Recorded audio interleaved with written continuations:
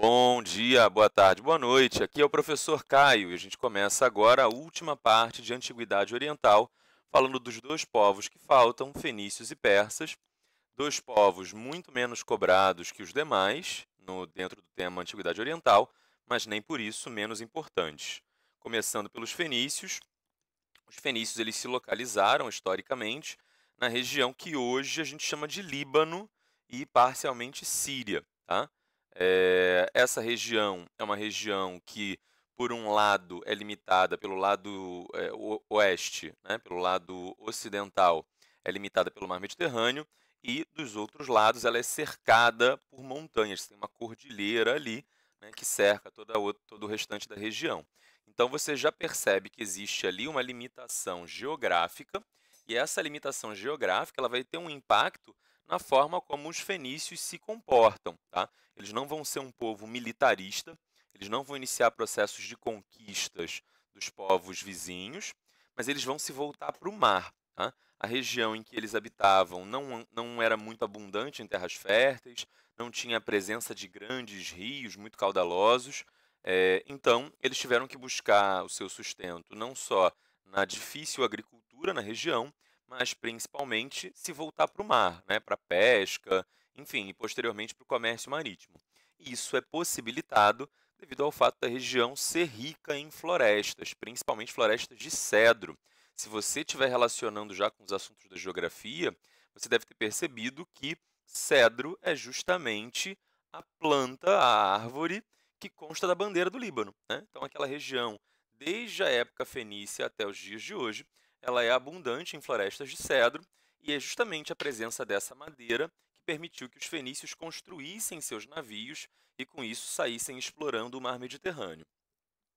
Em termos econômicos, a agricultura, né, era muito limitada, mas, enfim, havia alguma agricultura, e, principalmente, pesca e comércio marítimo. Essas são as duas grandes atividades que sustentam e que enriquecem os fenícios. Eles são um povo que começa a estabelecer colônias pelo mar Mediterrâneo, tá? Então, toda a bacia do mar Mediterrâneo está no mapa aí na parte inferior da sua tela. Toda essa bacia do Mediterrâneo vai sofrer influência fenícia. Eles vão criar, inclusive, entrepostos comerciais em várias regiões pelo norte da África, Península Ibérica, tá?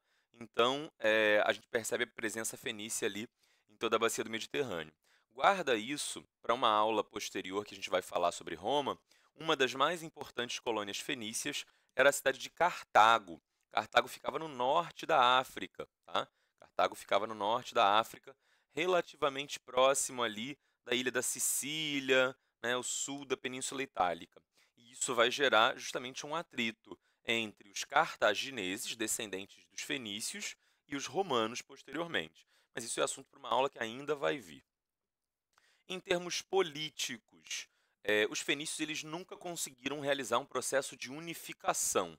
Eles nunca tiveram um império unificado, como o Egito foi, por exemplo, ou como a Mesopotâmia foi a partir do primeiro Império Babilônico, enfim. Então, a gente vai ter uma série de cidades-estados independentes, dos quais os mais importantes eram as cidades de Tiro, Biblos e Sidom. Então, essas são as cidades que vão ficar ali no litoral da Fenícia, que são cidades com uma presença geopolítica muito marcante em toda aquela região, e são cidades nas quais predomina uma forma de poder que acabou sendo denominada talassocracia. O que é talassocracia? Se você for para a língua grega, que é de onde vem a maior parte desse vocabulário, talasso indica oceano, mar, e cracia, poder. Poder que vem do oceano. Como assim? É o Aquaman? Não, tem nada a ver com Aquaman. Poder que vem do oceano no sentido de que as elites comerciais que se dedicavam a fazer esse comércio marítimo são justamente os grupos que, se tornando mais poderosos, vão passar a dominar essas sociedades. Tá? Em termos culturais, não vão aprofundar muito na religião, basta a gente saber que a religião deles era politeísta, tá? E havia uma certa trindade. Tá? Havia o deus principal, que era o deus El, havia a sua esposa e o filho deles, chamado Baal. Tá? Interessante notar que Baal aparece na Bíblia cristã, aparece nos livros judaicos, né? Visto como um demônio.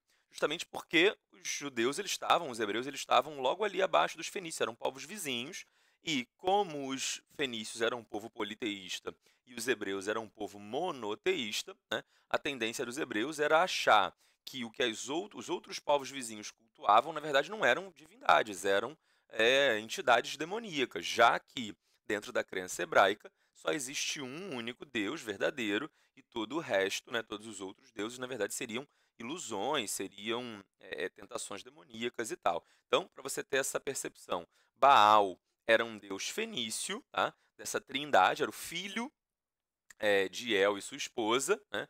El representava, se não me engano, o oceano e sua esposa representava a terra, e da junção deles vinha o filho Baal. Tá?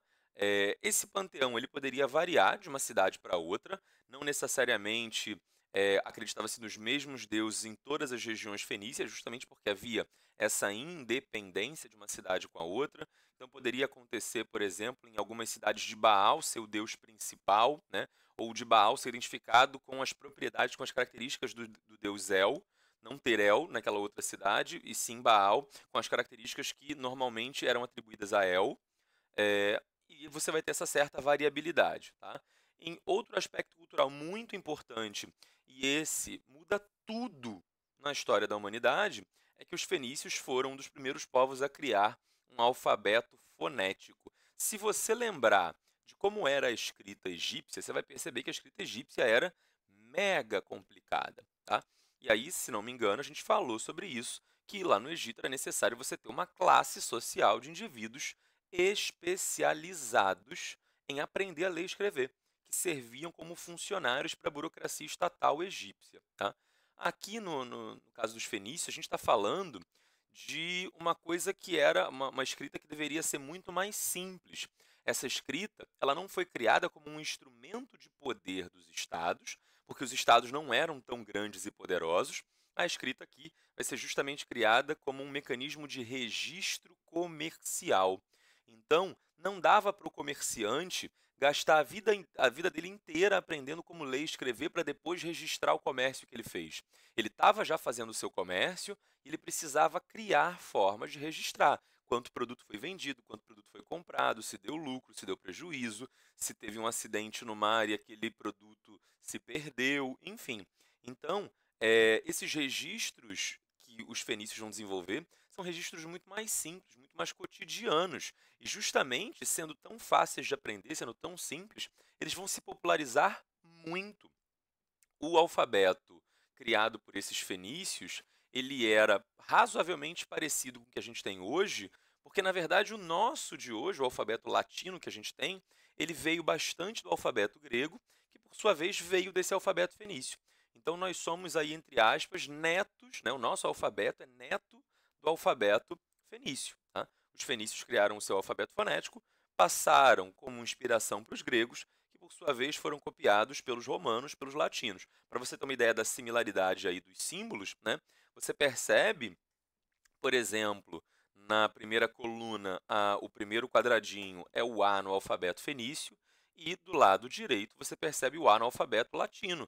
O A fenício é muito parecido com o latino, só que ele está de ladinho. Né? Você percebe, por exemplo, uma outra similaridade aqui, que a letra D ela é quase igual à nossa, só que ela é virada para o outro lado, mesmo caso da letra E. Né? Então você percebe algumas similaridades. O H também é bastante parecido, só que o nosso H é aberto em cima e embaixo e o fenício era fechado em cima e embaixo.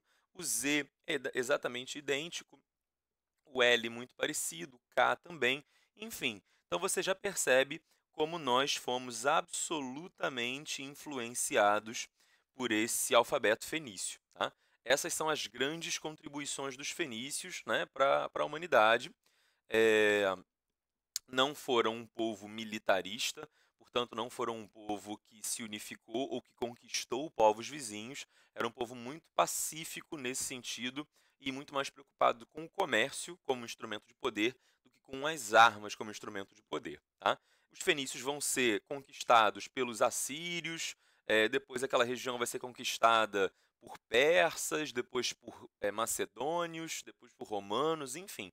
Então é uma região que teve ali uma breve história livre e independente, mas que logo se torna alvo da conquista de povos vizinhos. Tá?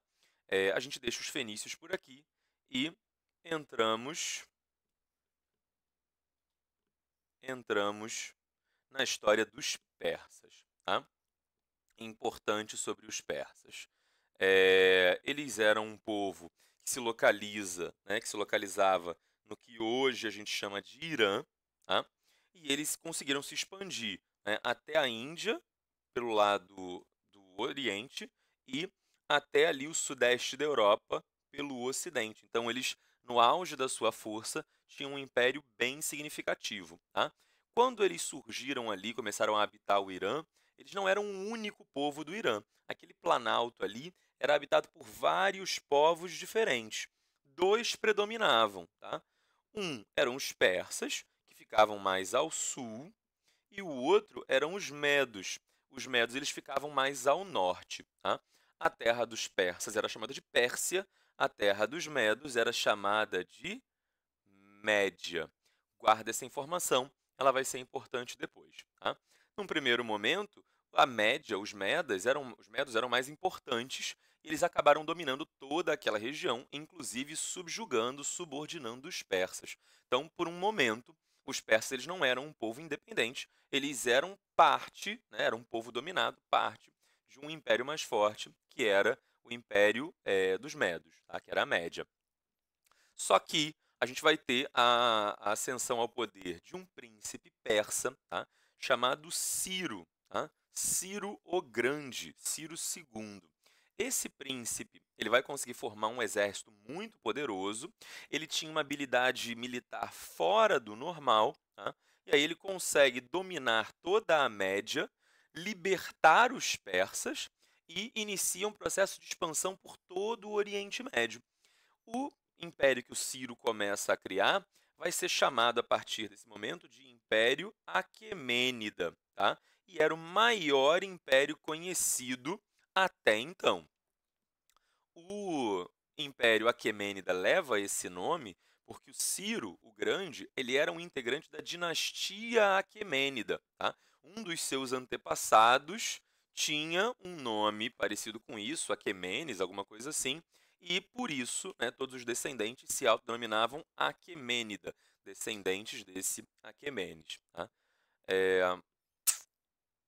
E aí a gente vê aqui as imagens de quanto esse império do Ciro Grande realmente se expandiu. Tá? O território no qual ele originalmente governou era esse aqui, dominado pelos Medas. Os Medas ficavam aqui mais ao norte, tá? A Média ficava aqui mais ao norte. O que Ciro faz é conquistar primeiro toda essa área em verde, depois ele chega até esse pedacinho aqui, tá? Se expande por toda a Mesopotâmia, tá? E inclusive esse pedacinho aqui da Península Arábica, já no fim do seu governo. Tá? Então você vê como os persas saem de uma condição de povo dominado para uma condição de povo dominante de um império simplesmente gigantesco, o maior conhecido até então. Politicamente, os persas eram unificados, era exatamente o oposto do que eram os fenícios, tá? E à medida que Ciro ia dominando, e depois seus descendentes iam dominando regiões, eles cobravam tributos em dinheiro e em participação militar. Isso fazia com que, em primeiro lugar, muito dinheiro fluísse para o Império Persa, tá? Em segundo lugar, eles tivessem um exército poderosíssimo, numerosíssimo, espalhado por todo o Império. Em cada região do Império Persa, você tinha ali guarnições leais ao rei, leais ao governante, né, que estavam ali para manter a ordem, para manter a segurança. Diferente de outros povos da antiguidade, que normalmente, quando dominavam uma região, escravizavam, colocavam os povos dominados num estatuto de inferioridade, com os persas isso vai ser um pouco diferente. Eles tinham já essa intenção de criar um império internacional, um império global. Era pegar esses povos que eles estavam conquistando e integrar, fazer parte da nação persa, respeitando suas tradições, respeitando sua cultura, seu idioma, né, seus costumes, mas fazendo com que aqueles povos que estavam sendo dominados se sentissem parte de um todo e, portanto, leais a esse todo. Se você lembrar de quando a gente falou sobre os assírios eles eram um povo muito belicista, um povo muito militarista, e até certo ponto agressivo, violento. Então, à medida que os assírios dominavam territórios e formavam um império grandioso, eles criavam inimigos. Os persas eles vão tentar adotar uma estratégia distinta. À medida que eles dominam territórios, eles criam aliados, eles criam súditos leais. A ideia é tentar estabelecer aí uma igualdade entre esses vários povos. Não tem povo superior e povo inferior. Os fenícios foram dominados pelos persas, então os persas vão poder escravizar e abusar dos fenícios. Não, os fenícios continuam lá fazendo seus negócios, ganhando seu dinheiro, desde que paguem impostos e desde que contribuam para as forças armadas. Tá? Isso vai dar um poder para o Império Persa que nenhum outro império até então havia tido. Outra coisa importante, Ciro, ele não vai ser um ponto fora da curva, ele vai ser o início de uma grande dinastia, né? Na verdade, ele não é o primeiro governante da dinastia, mas ele é o momento em que essa dinastia se torna realmente grandiosa, a dinastia Aquemênida, e depois disso ele passa o poder para o seu filho Cambises, que continua esse processo de conquista, de expansão. Tá? O auge da dinastia Aquemênida vai vir com Dario I. Dario I, ele começa a reorganizar esse império grandioso, porque agora temos um império grandioso, e como é que a gente governa e sabe o que está se passando em todos os cantos desse império? Então, Dario I, ele vai reorganizar esse império em províncias mais ou menos autônomas, chamadas satrapias. O governante dessas satrapias era o sátrapa. Tá? Então, o rei nomeava um sátrapa para governar essa satrapia. Nesse sentido, isso criava para o rei um controle maior sobre as várias regiões e uma organização maior sobre essas várias regiões. Em que sentido?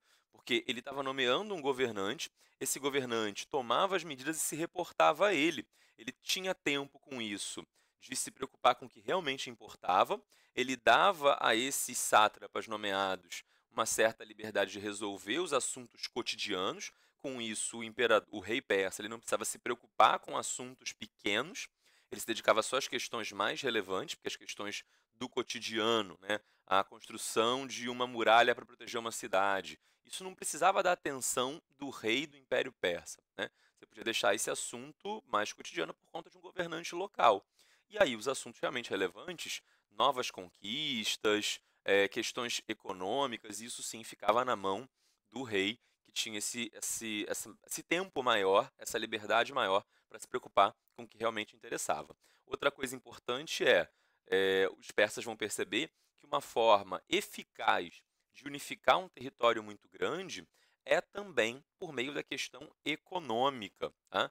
Então, se essas regiões elas tivessem uma integração econômica, elas comercializassem uma com a outra, o produto de um lugar vai para o outro, junto com esses produtos vão os costumes, vão a cultura do povo que produziu aquela mercadoria, né?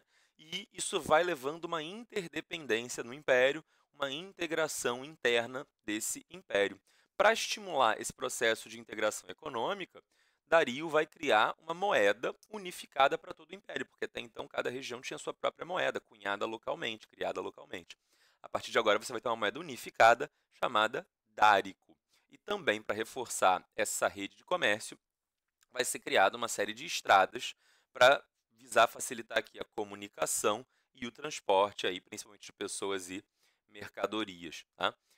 Depois do Dario I, vem seu filho Xerxes I, e um detalhe importante sobre esses dois governantes, Dario e Xerxes, os dois eles fizeram guerras contra os gregos, chamadas de guerras médicas. Se você lembrar que eu pedi para lá atrás você guardar que o nome de que a terra dos Medos era a Média, tá? Fica mais fácil a gente entender por que o nome dessas guerras são chamadas de guerras médicas. Não eram guerreiros lutando com seringas e estetoscópios, pedindo para os inimigos falarem 33. Não tem nada a ver. Aqui, a questão do médicas não tem a ver com a profissão da medicina. Tá? O nome guerras médicas foi um nome dado pelos gregos. Os gregos chamaram esses conflitos de guerras médicas. A gente pode chamar também de guerras greco-pérsicas. Inclusive, o nome guerras greco-pérsicas indica muito melhor quem eram os povos que estavam lutando. De um lado, gregos e do outro, persas. Por que esse conflito se chamava guerras médicas do ponto de vista dos gregos? Os gregos eles meio que sabiam que ali na região da Pérsia, né, um pouquinho ao norte da Pérsia, tinha um outro povo chamado Medos. com quem os persas tinham originalmente uma rivalidade e que inclusive haviam dominado os persas. Então os gregos escolheram o nome dos inimigos dos persas para chamar os persas.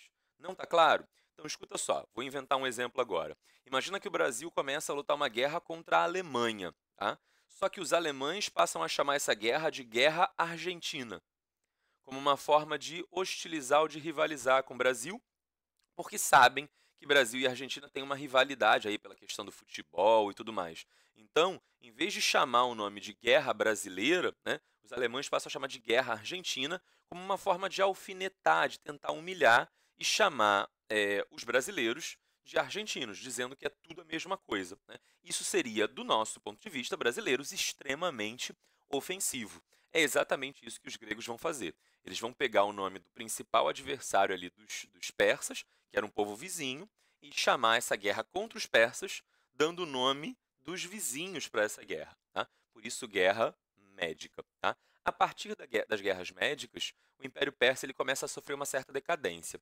O expansionismo persa começa a declinar, e depois de Xerxes I, os governantes que vão se seguir começam a quase todos ali serem mortos em conspirações palacianas. A gente passa a ter, depois de Xerxes, uma série de governantes que governam pouquíssimo tempo, né? Então o Império Persa ele vai perdendo um pouco da sua grandiosidade nesse momento.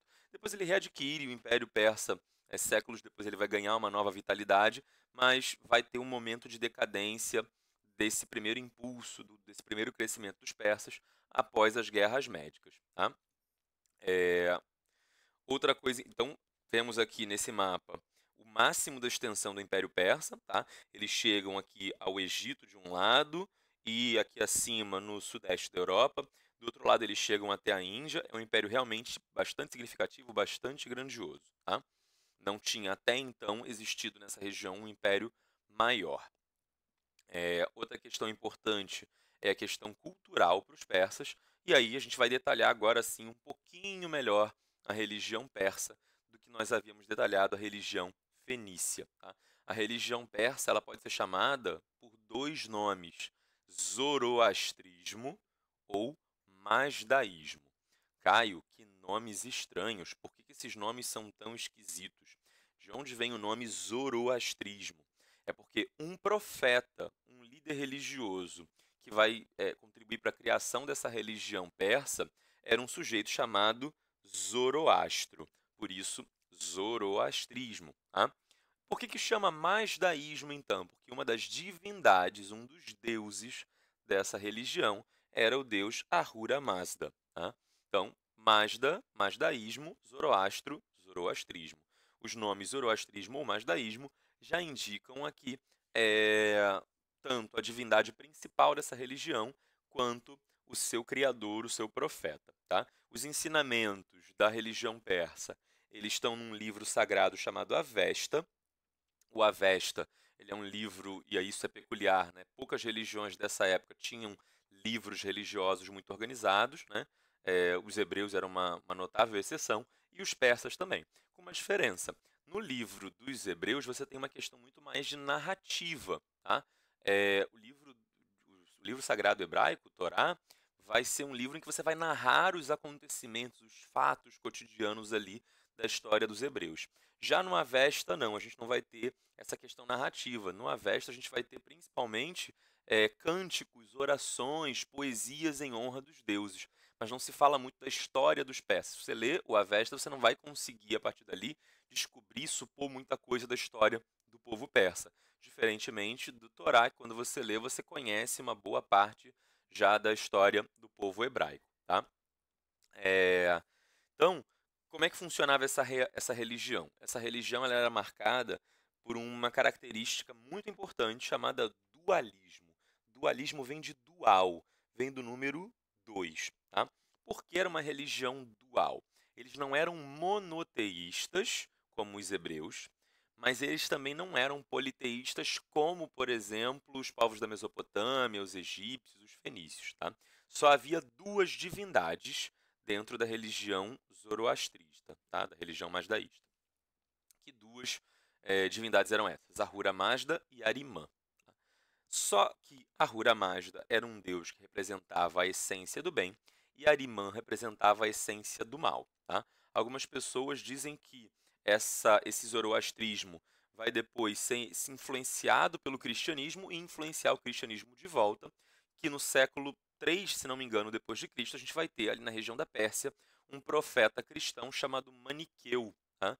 Que teria se inspirado muito no zoroastrismo tradicional, mas a partir de um ponto de vista cristão, pegando essa ideia da dualidade do bem e do mal. Tá? O que dizia, no final das contas, o zoroastrismo? Que o mundo era dividido, que o universo era dividido entre o bem e o mal. E que o bem vencerá no final. E eles traziam com isso uma certa mensagem aí de otimismo. O bem, no final, vence. Tá? Só que cabe a nós, seres humanos, escolhermos se queremos nos colocar do lado do bem ou do mal. E aí você vai me perguntar, mas se a gente já sabe que o bem vai vencer no final, qual é a diferença que eu posso fazer? Se eu, indivíduo, na minha singularidade, escolho o mal, isso não vai impedir o bem de ganhar. Então, qual é o pressuposto ético dessa religião? O que essa religião vai dizer é o seguinte: embora o bem vá vencer, tá? Ele depende das nossas ações para vencer. Ele vai vencer porque, no final das contas, o zoroastrismo ele acreditava que nós, seres humanos, tendemos mais ao bem do que ao mal. Então, é por isso que ele vai vencer. Não é que ele vai vencer porque nós, independentemente de nós fazermos alguma coisa, ele vai vencer justamente porque nós tendemos a agir para o bem. Tá?